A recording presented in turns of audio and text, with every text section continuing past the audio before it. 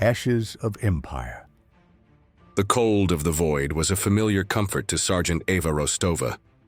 It was the silence between heartbeats, the deep black that mirrored the abyss humanity had stared into for a decade. Board the Terran Empire's ship Vengeance, a predator cloaked in stolen silence, that comfort was absolute. Her platoon, the first Void Stalkers, sat in the deployment bay, their Onyx-class assault armor drinking the dim red light. They were ghosts in matte black shells, their helmets shaped like the skulls of ancient Terran predators. For 2 years they had trained for this. For 2 years, the newly forged Terran Empire had nursed its grudge in secret, sharpening it into a weapon of unimaginable fury. The war against the Greklan hegemony had cost Earth 6 billion souls. It was a war of attrition, of desperation. A meat grinder that had turned cities to dust and oceans to boiling sludge. Humanity had been pushed to the brink of extinction. They had fought back with tooth and nail, turning factories into weapons forges and every citizen into a soldier. And they had won barely. During the final bloody days of the Siege of Sol, Terran High Command had captured a crippled Greklan command ship.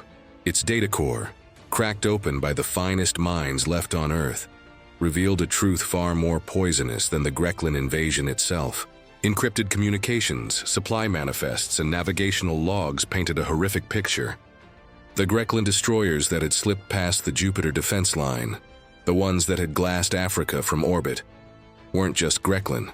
Their advanced stealth drives and shield modulators were a gift from members of the Galactic Federation of Planets.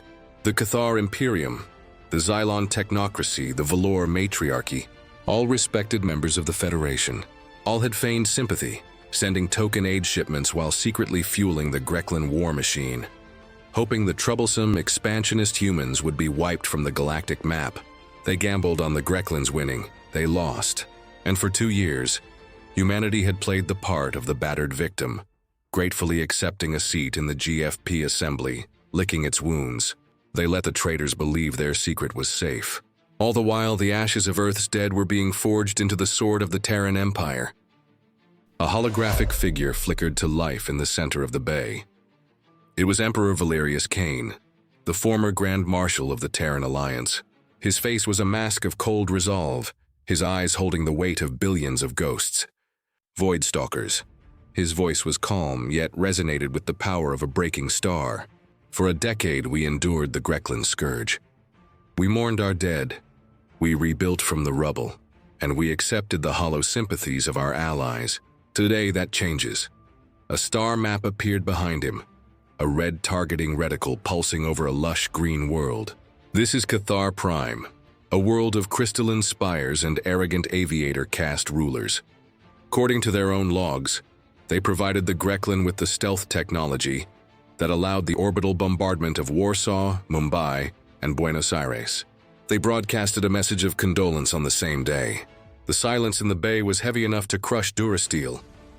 Every soldier in the room had lost someone in those firestorms. The Galactic Federation of Planets believes our fleet is on a goodwill tour of the Outer Rim, Kane continued, a cruel smile touching his lips.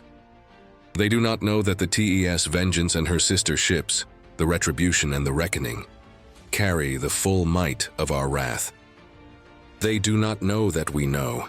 He looked at each of them, his holographic gaze seeming to pierce their visors. The Federation preaches diplomacy. They value stability above all else. They would have us file a grievance, attend a hearing, and accept sanctions as justice for 6 billion dead. Humanity has learned a valuable lesson. True justice is not given, it is taken. Your mission is surgical, but its message will be absolute. You will deploy via silent insertion after the primary strike. Your target is the spire of the High Talon, the seat of their government. You will eliminate their leadership, secure their central data core, and plant the Imperial banner upon their highest peak. No surrender will be accepted. No quarter will be given. Kane's image faded, replaced by the face of Sergeant Rostova. We are the ghosts of the dead they created, she recited, the unofficial motto of the Empire's elite forces. There is no mercy, the platoon responded in a low, chilling chorus. High above Cathar Prime, the TES Vengeance was a ghost. It did not register on any sensor. It did not reflect any light.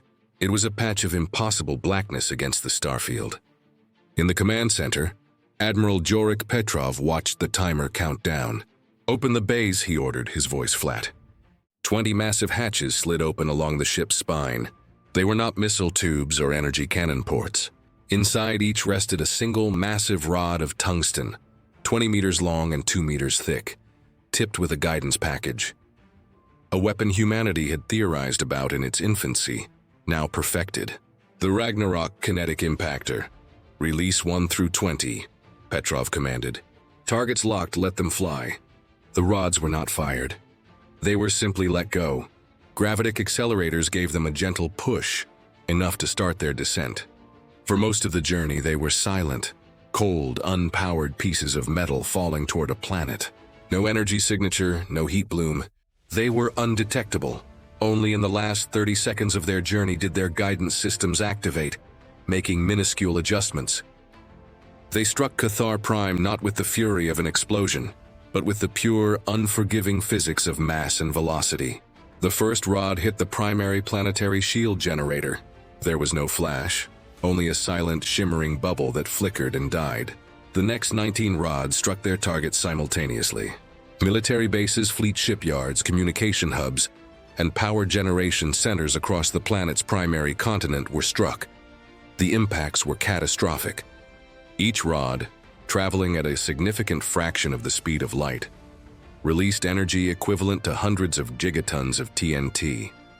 The ground buckled, throwing up mushroom clouds of pulverized rock and vaporized infrastructure. Shockwaves circled the planet, shattering every crystalline structure for thousands of kilometers. From orbit, it looked as though a god had taken a hammer to the planet's surface. Through the chaos, the Void Stalkers' drop pods descended, shielded by the same stealth technology that had damned their enemy. They landed silently in the shadow of the spire of the High Talon, the only structure left untouched in the capital city, saved for the final, personal message. "Boots on the ground," Rostova reported, her Gauss rifle humming to life. The air was thick with dust and the acrid smell of burnt ozone. The once pristine sky was a roiling nightmare of black and orange. The Cathar defenses were in utter disarray. Their plasma bolts sizzled and spat against the onyx armor, leaving faint scorch marks. The Void Stalker's Gauss rifles fired hypersonic flechettes that punched through Cathar armor, and the bodies behind it without slowing. They moved with an inhuman grace, a tide of black death flowing up the spire. They were not soldiers in a battle. They were exterminators on a job. Rostova kicked open the doors to the High Talon's throne room. The chamber was a wreck, its grand stained glass windows shattered. The Cathar leadership, a collection of gaudy, feathered beings huddled around their leader, High Talon Kvark. Kvark, his regal plumage singed and tattered, screeched at them. "Monsters, savages! The Federation will hear of this. You have violated every law." Rostova raised her rifle, the targeting laser painting a red dot on the High Talon's chest. Her voice, filtered through her helmet's external speaker, was as cold and dead as deep space. "The laws of the Federation did not protect the children of Warsaw," she stated. Her rifle fired. The hypersonic round was nearly silent. Kvark's body was slammed back against his throne. A neat hole punched through his chest. The rest of the Void Stalkers dispatched the remaining leaders with brutal, methodical precision. Hours later, in the Grand Assembly of the Galactic Federation of Planets, panic reigned.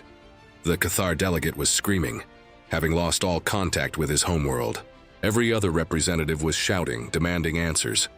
The Terran delegate, a stern-faced woman named Alara Vant, sat perfectly still, her expression unreadable. Then every screen in the assembly hall, every private data pad, every public display across the galactic network was hijacked. The face of Emperor Valerius Kane appeared, seated on a simple gunmetal throne. Behind him, the Terran Imperial banner, a black phoenix rising from golden flames, was stark against a wall of polished steel. In his hand, he held a Cathar ceremonial dagger, idly cleaning his fingernails with its tip. "Members of the Galactic Federation," his voice boomed, silencing the chaos. "This broadcast is a courtesy. As of 3 standard hours ago, the ruling body of the Cathar Imperium has been permanently dissolved." Gasps echoed through the hall. For too long, the Terran people have been expected to turn the other cheek, to absorb blows and ask for peace. Today we offer a different response. He gestured, and a screen appeared beside him, playing the irrefutable black box recordings from the Grekland destroyer, encrypted logs showing Cathar ships transferring stealth components. The betrayal of Sul was not an act of war. It was an act of murder, committed from the shadows by cowards. The Xylon technocracy, who provided the Grekland with advanced energy shielding. The Valor matriarchy, who supplied them with star charts of Earth's blind spots. And the Cathar, who gave them the gift of invisibility. He leaned forward, his eyes burning with a righteous fire that sent a chill down the spine of every being watching. The Terran Empire now operates under a new doctrine, the Kane Doctrine. Any power, state, or entity that aids an enemy of Terra, directly or indirectly, in secret or in public, is an enemy of Terra. And our enemies will not be sanctioned. They will not be censured. They will be annihilated. He stood, tossing the Cathar dagger onto a table where it clattered loudly in the sudden silence. The TES Retribution is now en route to Xylos. The TES Reckoning is heading for Valora Prime. We are not asking for your permission. We are not declaring a war you can vote on. We are administering a sentence that is long overdue. The age of humanity as your victim is over. The age of the Terran Empire has begun. The broadcast cut out, leaving the stunned GFP assembly in total silence. On the screen of a console aboard the TES Vengeance, Sergeant Rostova watched the Emperor's speech. Her objective was complete. On the highest shattered peak of the spire, the golden phoenix of the Terran Empire now flew against a sky of fire and smoke. Her work was done here, but the hunt had just begun. The broadcast of Cathar Prime's fall sent a shockwave through the Galactic Federation of Planets, a wave of pure, undiluted terror. For 2 years, they had seen humanity as a tragic but pitiable new member. Now they saw them as the wolf they had led into their fold.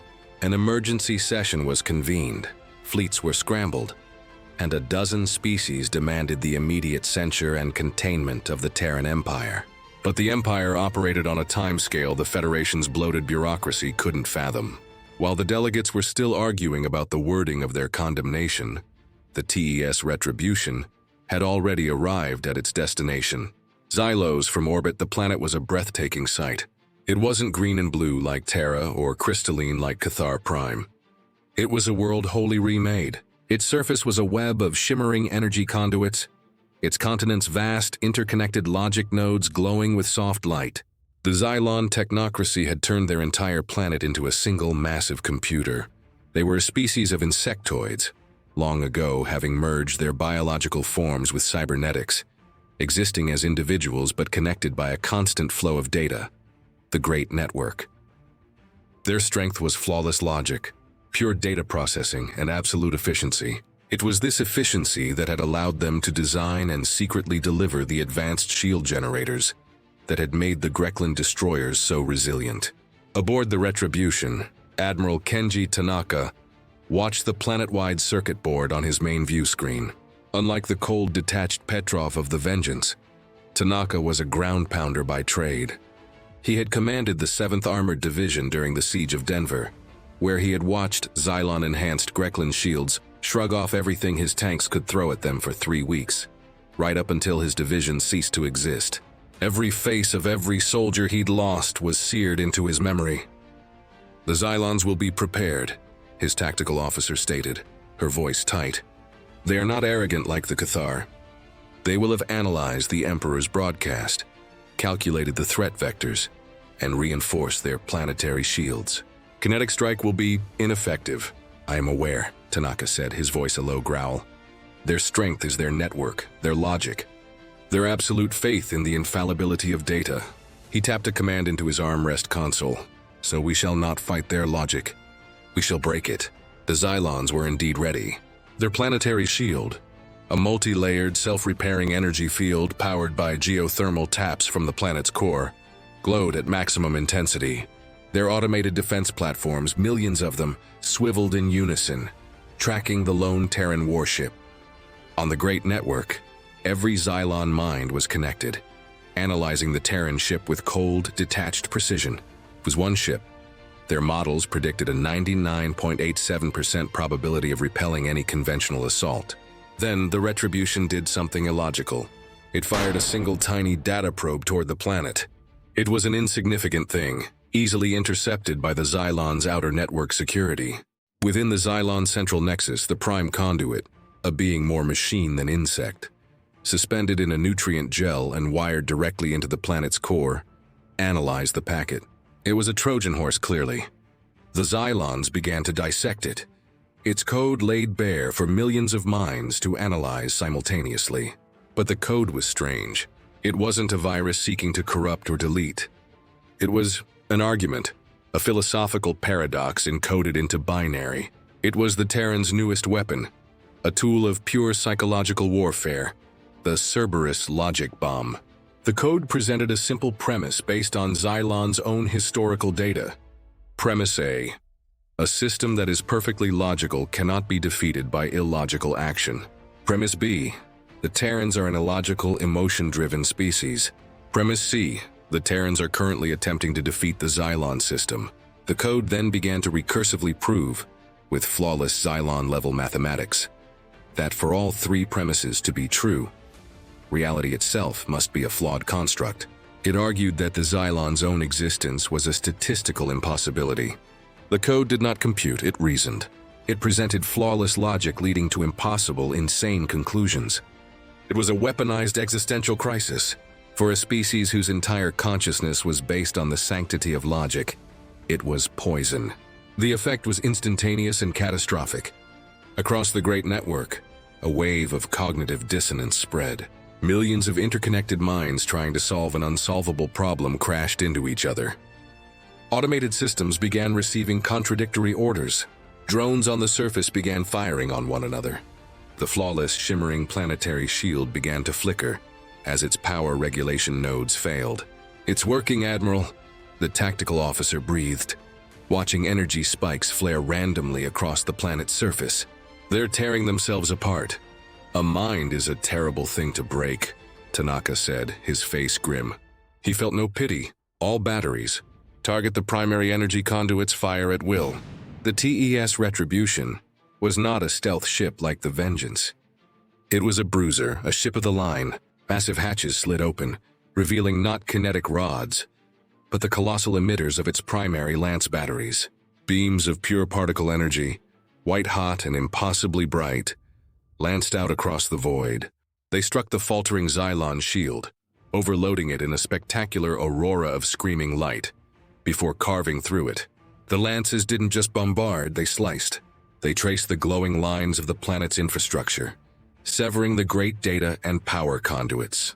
Entire continents went dark. The planet-wide computer was being systematically disassembled. Through the chaos, the second wave deployed. Not surgical infantry, but something far more blunt. 100 massive drop rigs detached from the Retribution's underbelly, plummeting into the atmosphere. They were Titan assault mechs. Each one was a 50-foot-tall behemoth of armor and firepower, designed for breaking fortified cities and crushing armies. They landed with the force of small earthquakes amidst the dying Xylon architecture. Their mission: the destruction of the central nexus and the execution of the prime conduit. The battle, if it could be called that, was a massacre. The Titans strode through the failing Xylon defenses, their heavy cannons blasting automated turrets from their foundations, their Gatling guns shredding hunter-killer drones. A squadron of 3 Titans, led by a veteran pilot call-signed Warden 1, blasted through the final doors of the central nexus. Inside, the prime conduit twitched in its nutrient tank, its cybernetic eyes flickering erratically. Data screeds in the Xylon language flashed across its view screen, nonsensical gibberish. The prime conduit's voice, a synthesized, toneless sound, echoed in the chamber. Data does not compute. Existence probability, falling query, why? Your actions are inefficient, illogical. Warden 1's voice, amplified by his Titan's external speakers, boomed through the Nexus. It was rough, human, and utterly devoid of pity. We ran the numbers. 6 billion dead Terrans. Billions more lives ruined. We calculated the price for the shields you gave the Greklin. He raised his mech's primary cannon, the barrel glowing with building energy. This is for the 7th Armored Division at Denver. Your shields worked perfectly that day. He paused, letting the statement hang in the air. Ours, however, did not. The cannon fired. The central nexus and everything within it was vaporized in a flash of incandescent light. Across the galaxy, the remaining members of the Federation watched in abject horror. They had tried to scramble a fleet, but their response was bogged down in committees and protocol. They were just now voting on rules of engagement. The Terran Empire, meanwhile, had already passed sentence and carried out 2 executions. The speed, the totality of it was terrifying. Humanity wasn't just vengeful. They were brutally, impossibly efficient.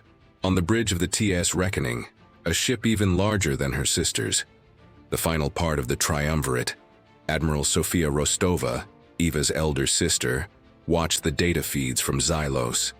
Her target was next, Valora Prime, home of the Valor Matriarchy, the providers of the star charts that had led the Greklan fleet to Earth's undefended flank. Her mission would be different still. The Cathar were broken through pride, the Xylons through logic. The Valor, a species ruled by empathy-projecting matriarchs who used emotional manipulation as a tool of statecraft, would require a different kind of reckoning altogether. Her face was set like stone. For the traitors of the galaxy, the night was still young. The news of Xylos's fall plunged the Galactic Federation of Planets from terror into catatonic shock. 2 of the triumvirate of traitors had been excised from the galactic community in less than a standard day. Fleets that had been cautiously mobilizing now hesitated, their admirals paralyzed by indecision. To engage the Terran fleet was to risk annihilation. To do nothing was to watch the Federation's authority burn to ash. Aboard the TES Reckoning, there was no hesitation. The ship, the largest and most powerful vessel ever constructed by human hands, translated from hyperspace into the Valora system with the finality of a guillotine's blade. Valora Prime was a jewel, a world teeming with life so vibrant it sang. Its jungles were a tapestry of bioluminescent flora. Its oceans were swirled with phosphorescent algae, and its very atmosphere seemed to hum with a gentle, calming energy. This was the seat of the Valor Matriarchy, a species whose influence was not wielded through technology or force, but through a powerful, innate ability to project and manipulate emotion. They could soothe anger, inspire devotion, and crush dissent with a wave of projected despair. It was they who had soothed the suspicions of the Sol System's border patrols and provided the Greklan with the secret, undefended hyperspace routes that led directly to Earth. Admiral Sofia Rostova stood on the bridge of the Reckoning, her knuckles white as she gripped the command rail. Her younger sister, Eva, was a hero of the new empire, a void stalker who had delivered justice on Cathar Prime. Sofia remembered the frantic, terror-filled messages from her parents on the day Buenos Aires was glassed, the target of the fleet the Valor had guided. The messages had stopped abruptly. Her vengeance was not for an abstract 6 billion, it was for 2. Admiral, her communications officer reported, his brow beaded with sweat. We're being hailed, but I'm also detecting a massive psionic field blanketing the ship. Sofia felt it, a gentle, creeping warmth, a feeling of profound peace, a deep soul-level suggestion that all conflict was wrong. It was accompanied by a subtle sorrow, an echo of apology that whispered directly into the mind. We are so sorry. Let us heal this pain together. Let there be peace. Junior officers on the bridge visibly relaxed, their postures softening. One even lowered the blast shield over his console. No. Sofia's voice was like ice cracking. Override, she commanded the ship's computer. Steel shutters slammed down over the main view screen, cutting off the sight of the beautiful, tranquil planet. Red combat lighting washed over the bridge, raised psychodynamic shielding to maximum. The Valor's great matriarch, Lyra Thill, appeared on the reserve screen. She was beautiful, her features radiating a heartbreaking compassion. Her voice was like warm honey, laced with the psionic echo of profound regret. We admit our complicity. It was a terrible mistake born of fear. Please let us atone, let us end this violence. Let us heal you. Sofia stared at the image, her face a mask of iron. She thought of her parents' final moments, of the fear and agony they must have felt. Healing? Atonement? These words were insults. You mistake our fire for a weakness, matriarch, Sofia said, her voice dangerously quiet. You think it can be soothed or extinguished?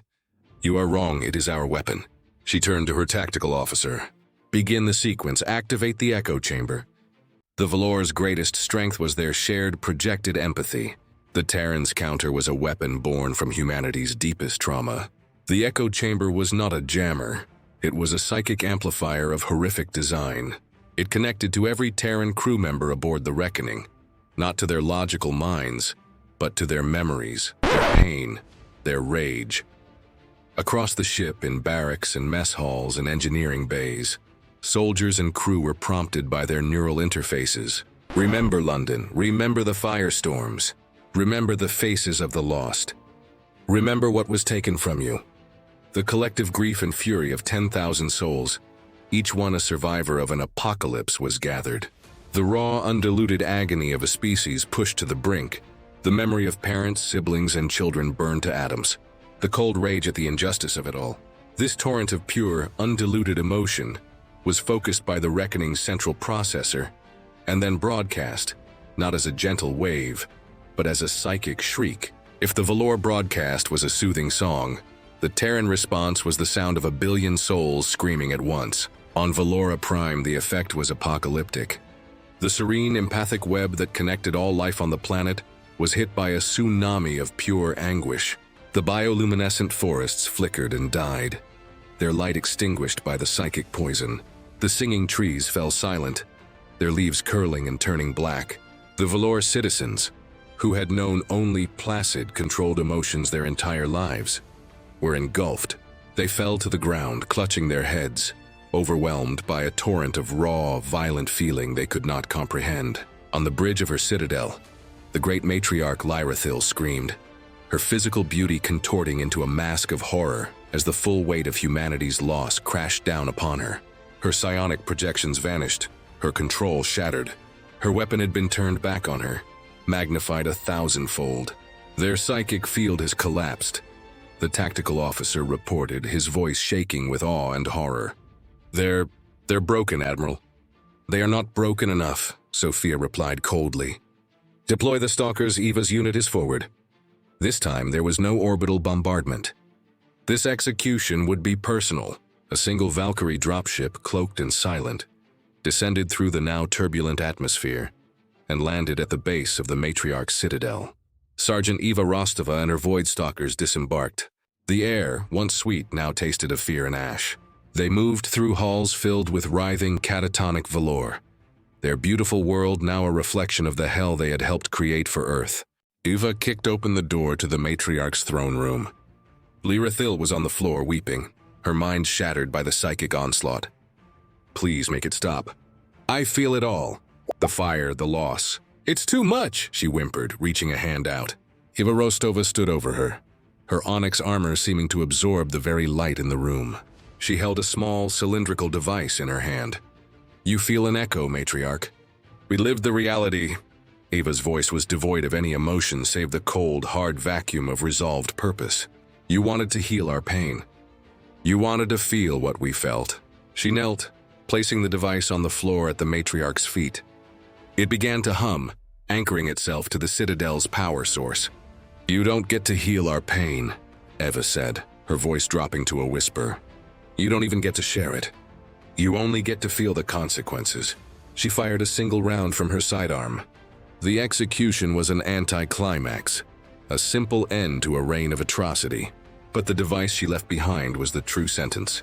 It was a master echo chamber, a psychic monument.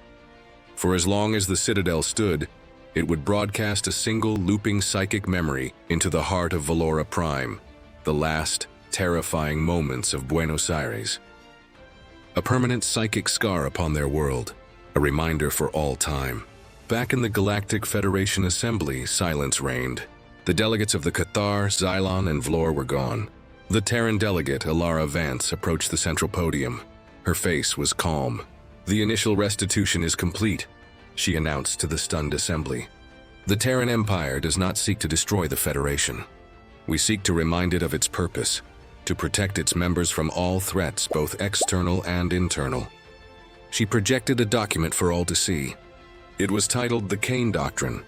From this day forward, any covert action, any supply of an enemy, any complicity in an attack against the Terran Empire will be considered a direct declaration of war. There will be no hearings. There will be no sanctions. There will only be retribution. This is not a request. It is now Federation law. No one dared object. High in the void, the three great ships, Vengeance, Retribution, and Reckoning, came together in a triumphant, terrifying formation. Their task was done.